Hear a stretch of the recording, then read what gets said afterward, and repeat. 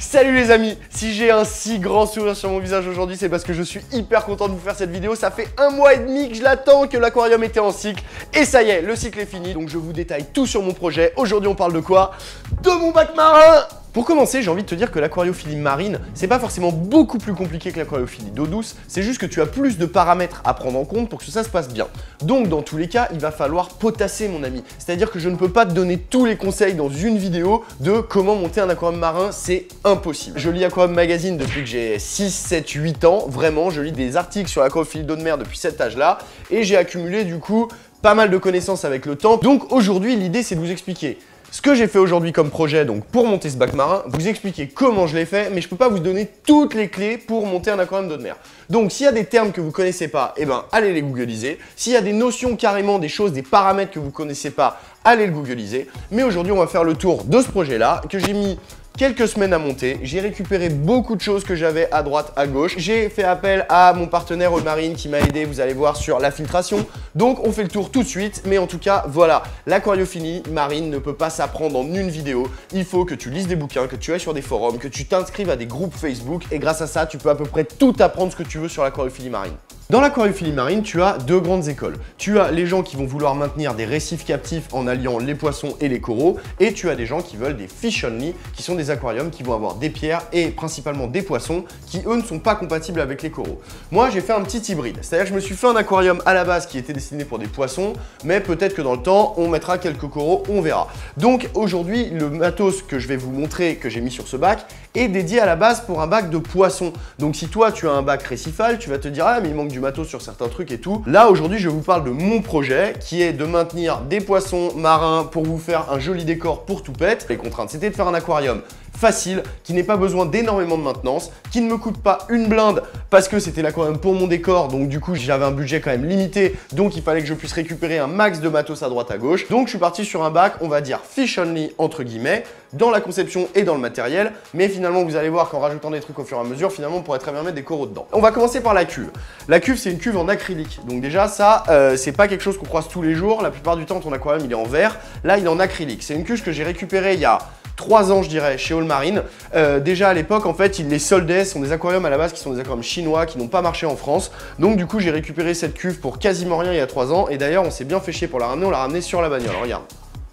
Donc on a ramené cette cuve qui à la base avait un meuble et un capot et en fait je n'aimais ni le meuble ni le capot donc j'ai décidé de garder que la cuve. Donc elle est en acrylique, l'acrylique ça a des avantages et des inconvénients. L'avantage c'est que ça pèse que dalle, cette cuve je peux la porter tout seul sans aucun problème. Elle fait en volume 550 litres, une cuve en verre de 550 litres, je te garantis que tu la portes pas tout seul et même à deux vous allez galérer. L'inconvénient c'est que ça se raye hyper facilement, donc par rapport au verre c'est vrai que la moindre petite rayure va se voir tout de suite, mais tu peux en fait polir avec une perceuse et un petit truc spécial, le plastique en fait parce que l'acrylique c'est du plastique et tu enlèves tes rayures. Donc oui ça se raye plus vite mais oui tu peux enlever facilement tes rayures. Je l'ai fait d'ailleurs sur ce bac et j'avoue qu'aujourd'hui il a une super gueule. Donc ça marche très bien de polir et c'est très facile. J'avais jamais fait, je pensais que ce serait un peu galère, c'était hyper facile. L'avantage aussi de l'acrylique c'est que les algues s'accrochent moins fortement que sur le verre et que c'est plus facile après pour enlever les algues. La cuve elle fait 550 litres donc elle fait 1,50 m de long par 45 ou 55 de large au plus large par 80 de haut. Une forme un peu cool sachant que attention 80 de haut c'est une vraie galère. C'est à dire que je peux pas mettre mon bras pour aller chercher dans le fond ce qu'il y a, tu vois, donc je suis obligé d'avoir des pinces, je vais vous montrer et tout, c'est une galère. C'est super joli esthétiquement, mais à l'entretien, c'est une galère. Donc pour la cuve, on a fait le tour, la cuve elle était percée, est-ce que tu vois la colonne bleue là, ici, en fait, c'est une colonne de descente, c'est-à-dire qu'en fait l'eau s'écoule par là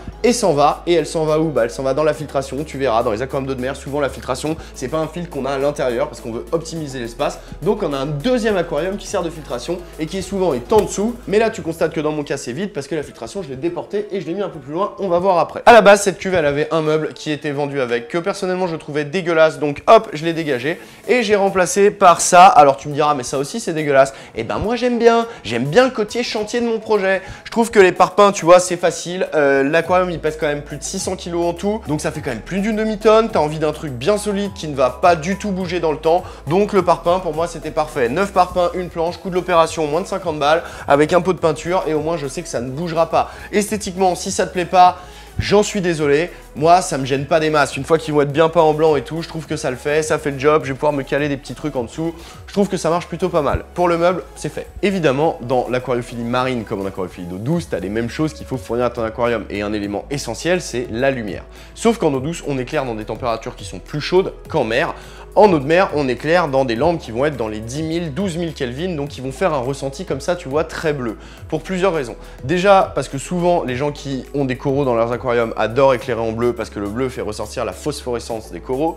Ensuite, parce que en mer, de toute façon, la température de la lumière du soleil est supérieure à ce que tu vas trouver en température d'une rivière. Donc, dans tous les cas, il faut éclairer plus blanc, voire bleu qu'en eau douce.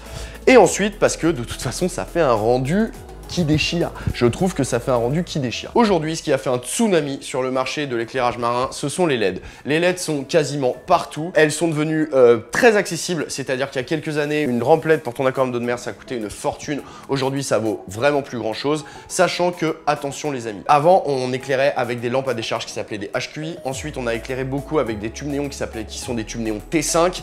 Ça a été la révolution. Et ensuite, on est passé au LED et tout le monde a dit c'est la révolution. Et aujourd'hui, il y a des gens qui disent ouais, bah moi je reviens au T5, moi je reviens au HQI, moi je mixe LED et HQI, je mixe LED et T5. Donc je suis pas en train de te dire que les LED c'est l'avenir. C'est l'avenir commercialement parce que c'est ce qu'on va te proposer le plus, mais par contre la meilleure source lumineuse pour ton aquarium d'eau de mer avec tes coraux, eh ben je sais pas ce que c'est. Je sais pas si c'est 100% les LED ou un hybride. Moi j'ai utilisé les deux, j'ai utilisé des T5 dans ma jeunesse entre guillemets et j'ai utilisé des LED depuis quelques années et je suis très content des LED. Je suis satisfait, j'étais satisfait au niveau de la pousse de mes coraux, au niveau de tout. Donc moi perso je te dis que les LED je trouve que ça marche bien. Mais il y a plein de gens qui vont dire ouais moi je préfère le rendu avec ça, avec ci, avec ça. Donc toujours pareil, aujourd'hui je vous montre la rampe sur laquelle je suis parti. Des rampes LED, il y en a qui sont ultra technologiques, maintenant elles sont reliées au Wi-Fi, tu peux tout gérer de ton portable. Ça vaut une blinde, ça. Moi, je suis parti sur des LED cheap, mais qui font le job. Ce sont des LED chinoises que j'ai achetées sur Amazon. C'est une rampe, la marque, tu vois, c'est Relais Adro. J'ai acheté ça sur Amazon, ça m'a coûté 99 € la lampe. Elle n'est pas pilotable par Wi-Fi parce que cette version était plus chère. Je peux ici régler les bleus et les blancs séparément et enlever toutes les LED bleues, ce qui fait que ça fait un éclairage, bah tu vois, dégueulasse. Imagine, ça, ce serait un éclairage pour un aquarium d'eau douce. Tu vois, quand on éclaire, c'est quand même beaucoup moins joli. Et je peux, eh ben, régler la puissance de bleu et blanc manuellement. Donc ça me fait un joli petit éclairage. Je ne sais pas si ces LED sont ultra adaptés pour la pousse des coraux durs, j'en sais rien. J'ai regardé un peu sur le net et il y a pas mal de mecs qui sont satisfaits. Moi en tout cas pour un bac de poisson, ça ira très bien. Je les ai suspendus à une potence, un petit bricolage maison pour pas qu'il y ait de câbles qui traînent dans tous les sens et que ça fasse quelque chose de net. Donc ce boîtier, tu as 165 watts de LED, j'ai payé ça 99 balles et tu vois sur un bac de 550 litres, ça fait le job. Si tu avais des coraux, par exemple, il faudrait une concentration lumineuse plus vénère et je pense qu'il faudrait mettre au moins 3 rampes pour avoir assez d'intensité lumineuse pour plaire aux coraux durs que tu as envie d'élever. Si tu élèves des coraux mous, ça ira très bien. Mais tu vois là, tu as des trucs à apprendre par exemple parce que pourquoi les coraux mous on les élève moins que les coraux durs, je peux pas tout expliquer dans cette vidéo. Mais en tout cas, cette lampe, elle fait le job. Depuis le démarrage du bac, cette lumière, je l'ai programmée sur un petit programmateur électronique pour qu'elle éclaire entre 7 et 8 heures par jour à peu près, de façon à ce qu'il n'y ait pas une invasion d'algues. C'est comme en eau douce, au début, au démarrage de ton aquarium d'eau de mer, tu n'éclaires pas des masses non plus, sinon tu vas être blindé d'algues. Sachant que tu vas avoir beaucoup plus d'algues dans un aquarium d'eau de mer que dans un aquarium d'eau douce. Les algues arrivent très vite, elles sont omniprésentes dans l'aquariophilie marine. Maintenant, on va passer aux pierres vivantes, je vais vous expliquer ce que c'est que ce décor et je vais vous parler des algues justement. Comme tu peux le constater, le décor en aquariophilie marine, eh ben, ce sont des pierres. Tu vas pas mettre des racines ou des plantes. Dans la mer, on trouve des pierres. Et souvent, en fait, on équipe les aquariums, alors plus les aquariums récifaux pour des coraux, mais ça marche aussi très bien pour des fish only, de pierres vivantes. Donc les pierres vivantes, je vous en ai parlé dans ma dernière vidéo où j'allais unboxer des poissons chez Allmarine. C'est le poumon de ton aquarium. Ces pierres que tu vois là, en fait, elles sont colonisées par des millions et des millions et des millions de bactéries, mais aussi de micro-organismes qu'on appelle du zooplancton, qui est en fait de tout petits animaux. Donc je te les ai filmés au fur et à mesure que l'aquarium était en cycle, tu vois, je vais te les mettre en illustration pendant qu'on discute. Aujourd'hui, tu as plusieurs types de pierres qui sont disponibles sur le marché. Tu vas avoir des pierres 100% vivantes comme celle-là. Elles ont été récoltées sur le récif de manière équitable, c'est-à-dire qu'en fait ils font pas n'importe quoi, ils prennent des zones où ils vont pouvoir récolter, ils laissent d'autres zones où justement ils vont laisser le temps aux pierres de se réensemencer. C'est pas non plus des bourrins à défoncer les récifs, tu vois, pour envoyer des pierres. Et celles-là sont par exemple de vraies pierres vivantes qui sont arrivées directement d'Indonésie en fret, donc elles ont voyagé à sec dans un carton mais dans un environnement très humide pendant très peu de temps, quelques dizaines d'heures pour arriver en avion en fret et ensuite on les a acclimatées dans l'aquarium. Donc la plupart des animaux qui sont à l'intérieur survivent sans problème et c'est pour ça que tu verras quand tu tu vas aller acheter tes pierres vivantes, que tu vas les mettre dans ton aquarium au début et que tu vas laisser le cycle s'installer, tu verras que très rapidement, tes pierres regorgent de vie. Que ce soit avec des petites éponges, des petites sabelles, tu vois, ces petits vers là avec les plumeaux, elles regorgent aussi d'algues qui vont redémarrer aussi. Oui, parce qu'à la base, la pierre vivante, c'est un squelette de corail qui est mort, tu vois. Cette pierre, elle a peut-être des milliers d'années et c'est ce squelette de corail qui s'est transformé et qui est devenu une pierre. Il existe aussi des pierres reconstituées. Donc ça, c'est une pierre reconstituée. Ce sont des pierres qui sont reconstituées. Donc on fabrique un matériel artificiel, on fait quelque chose de très léger, très poreux et très aéré pour que justement ce soit un bon refuge à bactéries. On le met dans l'océan, on l'immerge pendant quelques mois et au bout de quelques mois, quand tout a été colonisé, hop, on la ressort de l'océan et on l'envoie. Donc celle-là, par exemple, c'est une pierre reconstituée, c'est pas une pierre naturelle, mais qui a baigné dans l'océan, donc qui est quand même chargée énormément en micro-organismes et en bactéries. Et tu as aussi maintenant des pierres qui sont 100% fake, entre guillemets, comme celle-là, tu vois. Ça s'appelle des Real Reef Branch, tu vois, donc c'est des fausses branches, c'est ce que tu vois ici. Ce sont des fausses branches de coraux qui sont en fait constituées de matériaux 100% tu vois, artificiels, qui sont repeintes avec des couleurs, avec des trucs qui ne sont pas toxiques, et qui avec le temps vont reprendre des algues, vont se réincruster de coralline, et qui en fait vont faire quelque chose de très naturel, et dans quelques semaines je te mets au défi de me dire ça c'est fake et ça c'est naturel. Tout ça fait que ces roches en fait participent activement à l'épuration biologique et à la filtration biologique de l'aquarium, c'est-à-dire qu'en fait toutes ces bactéries qui sont à l'intérieur, et ben en fait elles vont épurer l'eau, donc c'est hyper important quand tu fais ton aquarium d'eau de mer de partir sur des pierres vivantes de très bonne qualité. C'est pas le moment de faire ta pince et de te dire ah j'ai vu un site où elles sont 5 € du kilo moins cher. Réfléchis et renseigne-toi. Pourquoi est-ce qu'elles sont moins chères ailleurs? Souvent en fait c'est parce que elles sont pas arrivées en fret express, ce qui fait qu'en fait quand ta pierre elle met 3 ou 4 jours pour arriver, bah tu vas payer moins cher en transport, mais du coup tous les micro-organismes à l'intérieur bah ils vont arriver dans un sale état. La pierre vivante tu l'achètes pour être le poumon de ton aquarium et ça va pas être un poumon, au contraire ça va plutôt être la clope de ton aquarium, ça risque d'intoxiquer le bac avec les pollutions qu'il peut y avoir si jamais les pierres sont vraiment de très mauvaise qualité, ou alors sont pas des pierres qui ont été prises sur le récif en Indonésie ou en tout cas un récif tropical, et ça peut être aussi des pierres qui arrivent de Méditerranée et qui sont vendues comme des pierres tropicales. Tout ça, je te le déconseille. Je te conseille de partir chez un marchand qui a vraiment des pierres vivantes de très bonne qualité. C'est hyper important. Ça coûte cher, ça vaut à peu près 15 € du kilo. Là, à peu près, tu vois, tu vas avoir au moins, je dirais, 20 kilos déjà. Donc, tu vois, il y a déjà un billet de 300 €. Alors, merci mon Dieu, Allmarine, mes partenaires m'ont dit, tiens, les pierres, c'est pour toi, c'est cadeau. Mais en vrai, les pierres, ça coûte cher. Mais par contre, faut pas lésiner dessus si tu montes un bac marin. Quant à partir avec un bac marin avec des pierres 100% artificielles comme des aquaroches ou quoi, c'est possible, renseigne-toi, le cycle va prendre beaucoup plus de temps, le lancement bactérien va être plus long. Moi perso, c'est pas quelque chose que j'utilise à 100%, j'utilise des aquaroches ou des pierres reconstituées, tu vois, en complément de pierres vivantes, mais je pars toujours sur une base de pierres vivantes pour démarrer un aquarium d'eau de mer. Une fois que tu vas avoir toutes tes pierres, il va falloir faire ton décor. Il va falloir placer les pierres de façon à ce que ce soit joli en effet, mais aussi pratique pour la filtration. Ce qu'on veut en fait, c'est un décor où l'eau peut circuler tout autour, tu vois. Sous les pierres, entre les pierres, on veut pas de zone morte et on veut pas d'endroit où l'eau ne peut pas bien circuler. Donc là, la forme de mon aquarium est facile pour ce genre de choses, mais si tu as un aquarium en cube ou si tu as un aquarium rectangulaire, tu verras qu'il va falloir que tu conçoives ton décor de façon à ce que l'eau puisse bien circuler. Donc là, moi, je suis parti sur un décor minimal style, entre guillemets, c'est-à-dire très peu de pierres. Quand tu vas te renseigner sur l'aquarium récifaux, tu vas voir qu'on va te conseiller à peu près 10% du volume en kilos de pierre. Donc moi, il aurait fallu 550 litres, 10%, ça fait 55, il m'aurait fallu 55 kilos de pierre pour avoir une filtration efficace. Donc ce que j'ai fait, c'est que j'ai mis beaucoup moins de pierre, j'en ai mis que 20 kilos, et la filtration, je l'ai compensé avec autre chose qu'on va voir après au moment de la filtration. Donc en tout cas, j'ai placé mes pierres, tu vois, de façon harmonieuse.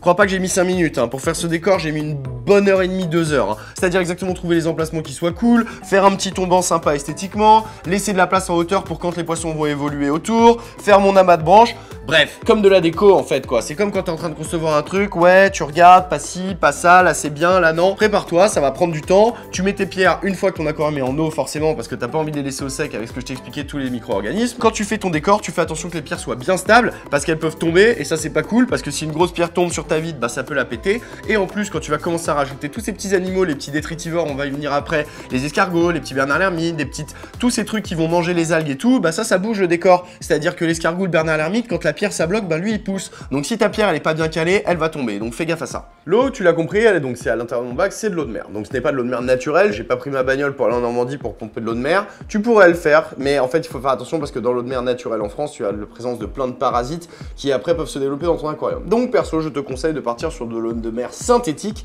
qui est plutôt facile à réaliser. Tu ne peux pas faire de l'eau de mer avec de l'eau du robinet. Enfin si tu peux, mais tu prends un gros risque d'avoir un précipité de calcium, renseigne-toi. Donc Donc en gros, tu pars de l'eau osmosée. Donc cette eau osmosée, tu peux aller la récupérer en bidon en animalerie, souvent c'est gratuit. Ou tu peux l'acheter, ça coûte vraiment pas très cher au litre. Tu mélanges avec du sel synthétique, donc il y a du sel spécial pour eau de mer, tu vois. Et il va y avoir plein de types de sel différents. Le seul conseil que j'ai vraiment à te donner, c'est de partir sur un sel non enrichi au début. Si tu mets un sel enrichi quand tu démarres ton aquarium, ça va faire beaucoup de choses en présence dans l'eau qui risquent de te favoriser à mort les algues. Donc je partirais pour démarrer ton bac sur un sel de base, un sel pas cher, un sel marin classique. Tu fais ton cycle, tu laisses ton aquarium tourner et après si tu décides de mettre des coraux, là tu pourras commencer à faire tes changements d'eau avec du sel enrichi pour tes coraux. Mais ne le fais pas au début. Sachant qu'en fait le mélange, on ne met jamais de sel directement dans l'eau quand il y a des animaux à l'intérieur. Tu vois, on fait toujours un mélange à côté, on mélange son eau et son sel, hop, tac, et on vérifie la densité. Donc la densité, c'est le taux de sel dans l'eau grâce à plusieurs appareils. Tu peux avoir des petits densimètres en plastique, tu peux avoir aussi des réfractomètres, tu vois, qui sont un peu plus complexes mais qui valent pas très cher et qui te permettent d'avoir une densité parfaite. Et nous, ce qu'on veut pour élever des poissons et des coraux, on va dire qu'en fonction de si tu élèves des coraux, ta densité c'est 1024-1025 et si tu élèves des poissons, c'est à partir de 1020 jusqu'à 1025. Voilà. Moi, je veux élever des poissons, donc j'ai une densité d'à peu près 1020. Sur l'emballage de mon sel, il y avait marqué 10 kg de sel vont faire tant de litres d'eau de mer à une densité de 1024. Donc après, c'est à toi de faire des calculs, tu vois, te dire, bah voilà, mon aquarium il fait 60 litres, tu vas faire le calcul par rapport à ce qui est marqué sur la boîte de sel pour connaître le bon volume. Sachant que c'est très simple, tu remplis ton aquarium d'eau osmosée, ensuite tu rajoutes le sel comme ça petit à petit avec de l'eau qui est bien brassée, tu vois, et en quelques heures, le sel va parfaitement se mélanger à ton eau et là tu pourras checker ta densité et te dire il y a trop de sel ou il n'y en a pas assez. S'il n'y en a pas assez, je rajoute un peu de sel, s'il y en a trop, je rajoute de l'eau osmosée et je trouve le bon équilibre. Ce que tu vois ici là, ce petit boîtier, c'est une pompe de brassage. Je t'ai expliqué que c'était très important de brasser l'eau et que l'eau circule partout autour de tes pierres dans ton aquarium. Des pompes de brassage, il en existe des centaines de modèles différents pour des centaines de budgets différents. Moi, je suis parti sur une pompe d'une marque que j'aime bien, Gebao, c'est une marque chinoise qui fait des pompes très correctes pour pas trop cher. Et l'avantage de ces pompes de brassage, en fait, c'est qu'elles sont pilotées par des petits boîtiers comme ça qui te permettent en fait de faire un peu ce que tu veux avec cette pompe, c'est-à-dire de créer soit des houles avec des mouvements intempestifs, soit carrément des vagues. Et tu pourrais faire des vagues. Alors là, la config de mon aquarium ne le permet pas, mais tu pourrais faire des vagues. En tout cas, tu peux tout régler, c'est plutôt bien fait, ça vaut pas très cher. Elles tiennent la route, tu vois, j'ai mis ma pompe à peu près au milieu du bac de façon à ce que ça déplace vraiment bien la colonne d'eau. Sachant que, je te le répète, dans cet aquarium, il va y avoir surtout des poissons, donc les poissons ont besoin de moins de brassage que les coraux. Donc si jamais j'avais destiné cet aquarium à faire des coraux, des pompes comme ça, j'en aurais eu moins 3 dedans, hein, tu vois, parce que j'aurais vu vraiment un brassage encore plus puissant, plus asymétrique. Donc du coup, moi, pour mes poissons, une pompe comme ça suffit largement et ça fait le job. Et comme tu l'as remarqué, tu vas te dire, mais il n'y a pas grand chose dans ton aquarium comme matos. Bah ouais, il n'y a pas grand chose parce que tout mon matériel est mis dans une filtration qu'on appelle un bac à décantation qui lui est derrière l'aquarium. On va aller voir. La plupart du temps, je vous disais au début, ils sont en dessous, mais là, j'ai fait une version où il est sur le côté. Je trouve ça plus cool esthétiquement. Donc en fait, l'eau, si tu veux, elle arrive ici, elle part du filtre qu'on va aller voir après. Elle arrive par là, tu vois, clac, elle est propulsée et elle repart en fait dans cette colonne bleue. Boum, elle descend, elle traverse le meuble, hop! Elle passe dans le tuyau blanc, elle arrive, elle suit le tuyau blanc, et elle arrive ici, tu vois. Ici, voilà, là il y a le rejet de la flotte, tu vois, de l'aquarium qui arrive là. Et déjà, le parcours de l'eau commence par ça. Ça, c'est une chaussette en nylon, tu vois. C'est une chaussette en nylon qui permet en fait de récupérer toutes les grosses particules et ça fait office de filtration mécanique pour récupérer toutes les particules. Cette chaussette, je vais la nettoyer à peu près 2 fois par semaine. À côté, j'ai mis ça. Donc ça, tu connais, c'est de la ouate pour aquarium. Si tu élèves des coraux dans ton aquarium, tu ne mettras pas de ouate parce que les gens disent que ça fait un piège à nitrate. Ou alors, il faudrait vraiment la changer tous les jours. Donc du coup, moi, c'est ce que je fais sur cet aquarium. Je la change après 4 fois par semaine et ça me permet d'avoir une eau très clean parce que tu vois, ça laisse rien passer. Ensuite, l'eau, elle est forcée à passer par là. Là-dedans, en fait, ce que tu vois dans ce sachet, ce sont des céramiques. En fait, les céramiques, c'est un super refuge bactérien et j'en ai mis beaucoup dans cette décantation. J'ai mis 15 kg de céramique. Tu vas me dire pourquoi tu en as mis autant? Parce que j'avais pas mis énormément de pierres dans le bac comme je te l'ai raconté. Donc du coup, en compensant par des céramiques, et ben en fait, je récupère mon volume de filtration biologique et ça marche aussi très bien. Donc l'eau, elle passe à travers les céramiques. Ensuite, elle repasse ici à travers un deuxième panier de céramique. Ça va changer. Je vais vous expliquer. Je vais mettre les céramiques dans des réacteurs. Je vais vous montrer. Hop, l'eau, elle passe aussi, regarde, à travers des chauffages. Donc même chauffage d'aquarium pour avoir mon eau à 25 degrés, normal. Et ensuite, l'eau arrive dans le troisième compartiment où se retrouve la pompe de remontée, c'est-à-dire que c'est la pompe qui va renvoyer la flotte, plus une chaussette, ce que tu vois. Et cette chaussette, à l'intérieur, il y a du charbon actif qui me permet de choper le moindre polluant dans l'eau, mais aussi d'avoir une eau parfaitement cristalline. Voilà, donc c'est pas obligatoire le charbon, surtout il faut le changer régulièrement. Quand tu le mets dans ton aquarium, tu le changes au bout de quelques jours parce qu'après avoir tout récupéré, il relâche tout. Et lui aussi va passer dans un réacteur bientôt, je vais vous montrer, mais en attendant il est dans la chaussette. Et ensuite l'eau, elle repasse par une pompe, donc c'est la même marque que la pompe de brassage, une Gebao, très bonne pompe, tu peux aussi les piloter et choisir la puissance. Et elle repart, hop hop hop, par le tuyau vert, tac tac tac tac tac tac tac, hop, et elle repasse par la colonne bleue, qu'on appelle une colonne sèche ce coup-ci, hop, et elle arrive en haut. Bingo! Tu viens de te rendre compte qu'il y avait quand même pas mal de matos et que c'est pour ça en eau de mer qu'on aime bien avoir tout le matos dans un autre aquarium, ce qui nous permet de pas charger le bac principal, et ce qu'on aime voir c'est des coraux, des pierres et des poissons et pas forcément du matériel. Donc voilà pour l'essentiel du matos de la décantation, et il y a ça aussi qui est une pièce maîtresse d'un aquarium marin. Qu'est-ce que c'est que cet appareil qui sort direct d'un vaisseau spatial? Tu vois, c'est un écumeur de protéines. En fait cet appareil ça sert à quoi? Ça sert en fait à enlever, comme son nom l'indique, les protéines dans l'eau, donc enlever toute la charge organique et en fait tout ce qui va être des pollutions de type protéines essentiellement. Le fonctionnement est plutôt simple, en fait c'est une pompe à eau qui fait passer de l'eau dans un corps comme ça fermé et qui en fait injecte de l'air, et en fait en injectant l'air et avec la forme du cône, toutes les graisses présentes dans l'aquarium vont venir se coller aux petites bulles d'air, et après en fait avec un effet, clac, les bulles d'air remontent dans la colonne et la merde vient se redéverser là-dedans. Du coup ça se remplit, donc je le vide en fait une fois par semaine, après ça dépend de la pollution de ton aquarium, mais tu le vides et en fait ça... Eh ben ça pue la mer mon gars. Ça sent... comme un matin, tu sais, quand tu te balades sur la plage et que ça fouette, quoi, des fois, et ben voilà, ça sent la mer. Donc du coup, l'écumeur, c'est hyper important pour un aquarium marin. Si tu élèves des coraux, c'est quasiment indispensable. Si tu élèves que des poissons, c'est pas indispensable, mais fortement conseillé.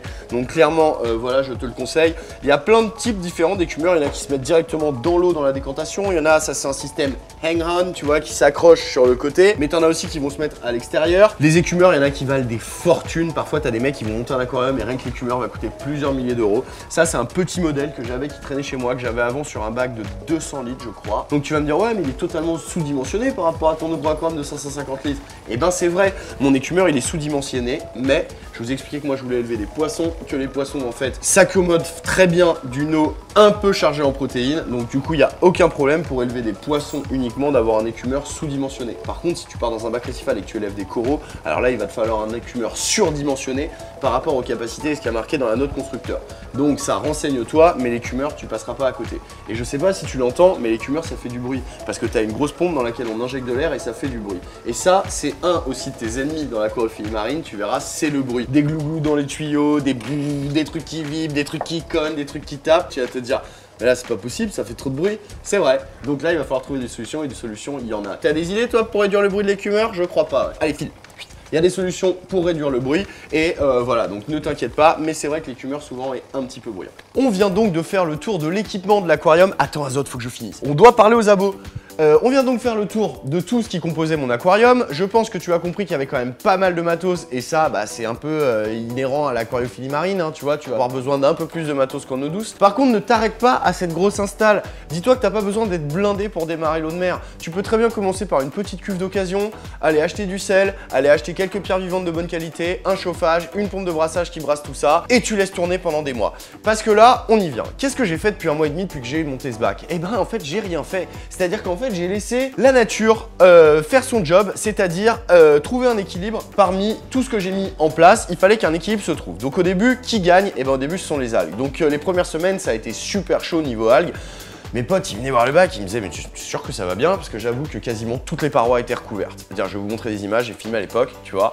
Et donc ça, c'est vrai qu'au début, tu te dis « Waouh, j'ai monté un aquarium tout neuf, mes pierres, elles étaient trop belles, elles avaient pas d'algues, et au bout de 3 semaines, tout est blindé. » Bah ouais, mais ça, c'est le jeu. Donc du coup, à ce moment-là, moi, ce que je te conseille, c'est la meilleure vertu de l'aquariophilie, c'est la patience. Quand tu vas lire ton bouquin, on va dire « Oui, après 3 semaines, une fois que le cycle est fait, que le cycle de l'azote a été fait, tu peux commencer à introduire tes poissons. » Perso, en eau de mer, je te le déconseille. Déjà, tu vas pouvoir t'éclater toutes les nuits à la lampe torche pour aller voir toutes les petites bestioles, les petits crabes, tous les petits trucs qui sont arrivés dans tes pierres. Donc déjà, ça va t'occuper. Même si ton bac, il est vide, il y a quand même des trucs à voir. Et surtout, c'est hyper important de laisser tout ce cycle se faire et d'attendre une réduction naturelle des algues, c'est-à-dire qu'au début j'ai eu beaucoup d'algues marron, tu vois, ce qui est normal. D'ailleurs je vous en ai laissé là sur le sol pour vous montrer ce que c'était. Il y en avait partout dans le bac, partout sur les pierres, partout sur les vitres. Ça c'est normal. Après les algues marron elles réduisent, tu vois, tu changes ta ouate régulièrement parce que ça encrasse un peu ta ouate, toutes ces algues et tout, donc tu changes hyper régulièrement et quand elles vont réduire, ce sont les algues vertes qui vont apparaître. Et ça c'est bon signe, c'est que ton cycle commence à être sur la fin. Tu vas lire dans les bouquins que c'est le moment d'introduire les détritivores dans tout ce qui est escargot, Bernard l'ermite et tout. prends ton temps. Si tu mets des escargots aux premières apparitions d'algues vertes, tout de suite ils vont les manger et boum, les algues vertes n'auront pas la place. Donc si les algues vertes n'ont pas la place, c'est ce qu'on veut, mais il y a peut-être d'autres algues qui vont prendre cette place que tu leur as donnée un peu trop tôt. Ce qu'il faut que tu comprennes, c'est que tout ça, c'est une concurrence, qu'il faut laisser se concurrencer au début, il faut laisser faire le cycle. Et là, tu vois, ça fait après 1 mois et demi, bon bah là, on va commencer à intégrer des poissons. J'ai été patient, j'ai bien attendu. Les poissons, je vais aller les chercher la semaine prochaine chez Allmarine. Ça va être l'occasion d'un nouveau vlog. Vous verrez, on va mettre plein de petits poissons récifaux super cool. Je pense que ça va vous plaire. Vous voyez, dans le fond, il y a du sable. Je vous le déconseille. Là, je l'ai mis juste pour des raisons esthétiques et en fait, j'aurais pas dû. L'autre jour, Blaise chez Allmarine, il m'a dit, tu vas voir, tu vas regretter ton sable. J'ai fait le malin en disant, mais non, c'est bon, ça va le faire. Bah, j'ai regretté parce qu'il est blindé d'algues. Tu démarres avec tes pierres, tu laisses faire. Tes roches, en fait, au début, elles vont sédimenter. Tu vois ça, ce que tu vois, la petite poudre marron, là, c'est des sédiments. Et ben ça, en fait, il faut les aspirer. Donc du coup, avec un petit tuyau, tu vois, tu les siphonnes, c'est super facile à enlever. Sauf que si dès le début, tu as mis du sable, et ben tes sédiments, ils vont se mélanger au sable et ça devient une galère totale de les enlever au début. Donc du coup, moi, ce que je te conseille, c'est de commencer avec un bac sans sable pendant quelques semaines, voire quelques mois. Et au début, quand tu commences à peupler avec tes poissons, tu peuples doucement au début, on y va tout doux, on chamboule pas les équilibres, on y va tout doux, tout doux, tout doux. Là, tu pourras, si tu veux, te mettre une petite couche de sable blanc parce que c'est vrai que ça déchire et que ça fait genre lagon du Pacifique, tu vois. Là, ce que je vais faire, c'est que je vais aspirer celui-là la semaine prochaine qui est plein d'algues dégueulasses et je vais le remplacer par un sable propre pour que quand on mettra les poissons, ce sera super joli. Bon bah voilà, je pense que tu sais tout sur le bac que tu vas voir maintenant dans le décor de mes vidéos. C'était la première vidéo sur ce bac, mais il va y en avoir d'autres parce qu'il va y avoir la vidéo où je mets les poissons. Et forcément dans cette vidéo, je vais vous donner de nouvelles infos sur cet aquarium, donc ne t'inquiète pas mon ami. J'espère que cette vidéo en tout cas t'a inspiré, qu'elle t'a dit ouais putain mais en fait c'est trop cool l'eau de mer, vas-y j'ai envie de me mettre dedans. Donc je t'ai bien expliqué, maintenant il te reste plus qu'une chose à avoir, c'est du temps pour collecter toutes les informations que tu as besoin de collecter. Et en plus, mais vous pouvez être trop content. Dites-vous que moi, quand je me mettais dans l'eau de mer il y a 10-15 ans, eh ben, il n'y avait pas les bouquins d'aujourd'hui, c'était une galère pour croiser les infos, le matos c'était mais même pas à 10% du développement qu'il a aujourd'hui. Aujourd'hui, vous avez tout pour réussir. Cherche des infos, achète-toi des bouquins, recroise les infos, pose des questions sur des forums. La pire des choses qui puisse arriver, c'est la frustration, c'est-à-dire l'échec, ça marche pas, hop, t'en as marre, ton bac il marche pas, et hop, t'arrêtes. C'est dommage, tu vois. Le but, c'est de démarrer de façon à ce que ça marche bien, que t'aies pas une frustration d'échec directe et que t'aies pris le temps avant d'accumuler l'expérience qui fera que tout ça sera un succès. En attendant, on se retrouve très vite, nous, pour une nouvelle vidéo. Peut-être que la prochaine sera on met les poissons dedans ou pas. Si c'est pas celle-là, ce sera une autre et celle-là arrivera juste derrière. Vous êtes de plus en plus nombreux à me suivre sur les réseaux et ça me fait énormément plaisir. Je suis désolé si je n'arrive pas à répondre à tous vos messages, mais rendez-vous compte que je reçois entre 100 et 150 messages minimum par jour sur les différents réseaux. Donc c'est très chronophage de vous répondre. Donc vous le savez, quand je peux, je le fais. Il y en a plein qui pourront regarder la vidéo et qui se diront ouais c'est vrai, tu m'as déjà répondu sur Snap. Ouais c'est vrai, j'essaye quand je peux, mais quand je le fais pas, c'est pas que j'ai pas envie, c'est que j'ai pas le temps. Merci beaucoup. Si vous avez des galères avec votre bac d'eau de mer ou vous posez des questions, posez-les dans les commentaires. Si jamais je peux pas y répondre, et ben j'espère que d'autres abonnés qui sont calés en eau de mer le feront à ma place et donneront des beaux conseils. En tout cas, je kiffe quand je vois dans les commentaires vous entraider, ça me fait hyper plaisir. Enfin, je tenais à remercier énormément mes amis de chez Allmarine parce que c'est eux qui m'ont aidé à finaliser ce projet. Ils m'ont collé la décantation, ceux qui me l'ont fait, ils m'ont filé des trucs comme ça que moi j'adore. Qu'est-ce que c'est que ça, tu vas te dire? Ça c'est un réacteur, c'est fait pour mettre le charbon au lieu de mettre dans la chaussette, on va le mettre là-dedans, je vais l'installer dans quelques jours, vous verrez, je vous montrerai. Donc merci beaucoup les gars, franchement vous déchirez, big up. Si t'as envie de suivre le prochain épisode des aventures de l'aquarium ou le prochain épisode de Azote qui dort ou bien même que t'as envie de revoir ma gueule, et ben n'hésite pas à t'abonner à ma chaîne, ça va me faire hyper plaisir. On se retrouve bientôt pour une nouvelle vidéo et quand je dis bientôt, c'est très bientôt. Vous avez vu en ce moment je pousse le rythme. À très vite, ciao.